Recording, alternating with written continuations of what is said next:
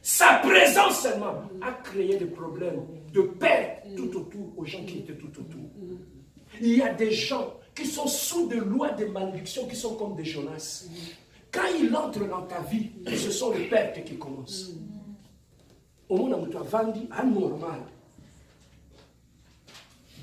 intellectuellement correct, mais tu ne sais pas cette personne est soumise à quelle loi spirituelle dans sa vie. Il y a des gens qui sont soumis à des lois de perte. Tu peux l'épouser, venir habiter dans ta maison. Et mois après, tu perds ton travail. Le lendemain, la maison prend feu. Papa, ma kamuso ya malamoko. Le lundi, tu te dis, ok, prends mes actes, je vais travailler, bosser dur, je vais faire des heures supplémentaires pour payer toute cette dette-là. Tu arrives au travail, on te dit, monsieur, on va te donner ton 4%, viens lundi. Autant l'icolo, autant l'inassé. Il y a un Jonas dans ta vie. Il y a moi, je dis toujours aux jeunes, vous qui n'êtes pas encore mariés, bibala balateya, au bomavinayo. Tu vas détruire ta vie. Il y a des gens qui sont comme des Jonas. Quand ils entrent dans ta vie, tu vas jeter tout ce que tu avais comme marchandise dehors. Même tes économies au bois. C'est comme cette femme qui avait ses enfants. Papa Ngali, chiffre d'affaires $500. Il a perdu en un jour. Pourquoi? Parce que dans sa vie, il avait embarqué des gens qui étaient soumis à une loi de malédiction, une loi de perte. Papa, lorsque tu es soumis à cette loi de malédiction, on dit que quand tu appelles la compagnie à Batou, compagnie Sali faillite, à cause de la compagnie Mundele. Et là, ils vont commencer à regarder tout le paramètre et tout ça. Mais on ne comprend pas. Comment on est arrivé là? Mais c'est à cause qu'il y a un Jonas dans le navire et le bateau a chaviré. Même lorsque nous sommes ici, quand il faut parrainer quelqu'un, tu peux parrainer un Jonas. Il vient dans ta vie. Tu étais bien. Quand il vient dans ta vie, papa, quelqu'un peut être soumis à une loi de malédiction. Ce n'est pas un sorcier. À l'okakate, il n'en voûte pas. Mais tout simplement, dans sa vie, il y a une loi. Partout où il s'en va, il amène cette loi. Partout où il est, il amène cette loi. Tu peux être une femme. Tu as ta vie au sein de tu n'as bien autant que tu me bien. Mais quand tu peux épouser un homme qui est soumis à cette loi de perte, à côté de la vie, tu perds ton travail. Bien aimé, lorsqu'il y a une loi de perte liée par la malédiction, tu peux aller au travail. Tu fais 70 000 par année. Hein? 70 000 par année. Mais dans la semaine, tu appelles, papa, pourquoi tu fais $10 tu vas aller demander à une personne des fois qui gagne 20 000 par année. Mais toi, tu gagnes 70 000 par année. Lorsqu'il y a une loi de malédiction, tu vas forcer comme Balaam sur l'âne. Il a continué à frapper. L'âne n'avançait plus. Pourquoi? Parce qu'il y avait quelque chose qui l'empêchait d'avancer. Qu'est-ce qui empêche ta vie d'avancer? Qu'est-ce qui empêche la loi de cette malédiction? On va prier. La loi de cette malédiction peut faire en sorte que, pose-toi la question. Pourquoi c'est seulement de mauvaises personnes qui viennent te demander un mariage? J'avais une soeur à Kinshasa, elle me dit, pasteur, moi, ce sont seulement les aventuriers qui viennent. Un homme sérieux, il ne vient pas. Je dis, ma soeur, observe ta vie. Tu sais, nous, le chrétien, le problème, quand il y a quelque chose qui ne va pas dans notre vie, beaucoup de chrétiens, ils pensent que quand on devient chrétien, tu prends ton intelligence, tu le passes en mode avion. Tu ne réfléchis plus. Alors qu'être chrétien, c'est utiliser aussi la matière grise. On ne le saura pas. Non. Il y en a d'autres choses. Dieu t'a donné l'intelligence. Utilise l'intelligence pour voir ce qui ne va pas.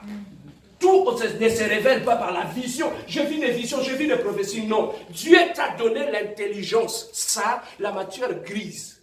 Dieu ne peut pas te le donner pour embellir seulement ta tête. Il faut que tu l'utilises. Amen, hein?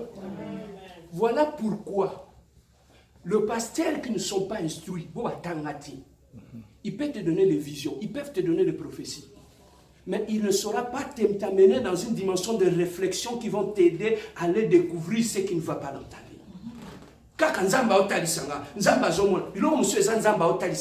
On reste, moi quand tu viens me voir, on s'assoit, on réfléchit d'abord avant la prière. On trouve les causes sont où? On ne peut pas éliminer les causes sans pourtant, on ne peut pas éliminer les effets sans toucher aux causes. Amen. Hein? Voilà pourquoi même Dieu dit, vous priez mal. Pourquoi? Parce que tu pries, Seigneur. Tu pries, dans tes prières, tu t'attaques aux causes. Tu t'attaques aux effets.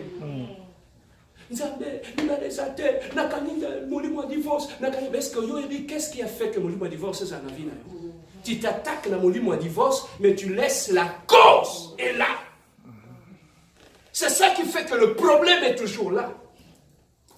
Seigneur, je travaille, mais mon argent, je ne vois pas mon argent. Je ne fais rien avec mon argent. Yaya, le problème, ce n'est pas tout simplement un problème de gestion. Mais c'est un problème, il faut voir la cause qui fait que tu peux avoir de l'argent. Mais quand tu es soumis à une loi de perte, on te paye les vendredis. Hein? Tu arrives le mardi, compte zéro. Hein? On se retrouve, hein? Maintenant, on se pose des questions. Bon, ça vous a jamais arrivé? Tu te poses des questions? J'ai un ami, il a des jobs.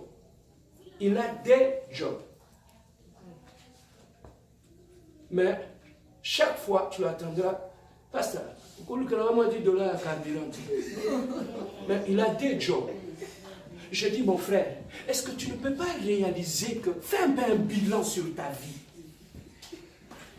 Fais un bilan, papa. Lorsque tu arrives à l'hôpital, tu es malade dans tous ces états, tu vomis, tu fais tout. Médecin, avant de on te donne le calmant. Mais ça ne s'arrête pas là. Il va tirer ton sang pour aller voir qu'est-ce qui est à la base de ça. Amen. Hein? Donc il y a des choses dans notre vie. Nous devons aller chercher les causes qui ont fait que tu puisses vivre ces choses. Mais ce que j'aime beaucoup chez notre Dieu, il a dit, en Jésus-Christ, il n'y a plus de malédiction. Amen. Hein? Il a dit, il a donné à la postérité de la femme le pouvoir de marcher. Amen. Hein? Maintenant, réfléchissons comme des intellectuels. Il a dit, je vous ai donné le pouvoir de marcher. Est-ce qu'on peut marcher sur quelqu'un qui est debout? Non.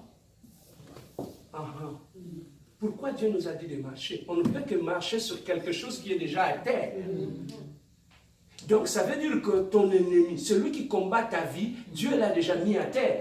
Mais Dieu t'a donné, toi, la responsabilité de l'écraser. Mais que tu ne veux pas écraser. Si tu continues à croire que ton ennemi est debout, c'est ça qui fait que tu as peur. Ton ennemi n'est plus debout, ton ennemi est à terre.